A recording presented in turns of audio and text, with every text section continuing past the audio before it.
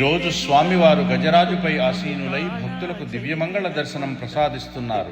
గంభీరమైన గజవాహనంపై కొలువుదీరిన శ్రీ వరాహలక్ష్మీ నృసింహస్వామి వారి దివ్య స్వరూపం భక్తుల హృదయాలను భక్తి పరవశంలో ముంచెత్తుతోంది. గజం అంటే ఐశ్వర్యానికి, రాజసానికి, బలానికి, స్థైర్యానికి ప్రతీక. తిరువేధుల మెరసి దేవదేవుడు గోవింద గోవింద అనే భక్తుల జయ జయధ్వానాలతో ఆలయ రాజవీధులు మారుమోగుతున్నాయి.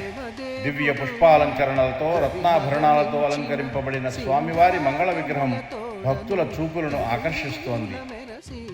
దేవదేవుడు దేవదేవుడు బ్రహ్మమొక్కటే పరబ్రహ్మమొక్కటే, పరబ్రహ్మమొక్కటే, పరబ్రహ్మమొక్కటే.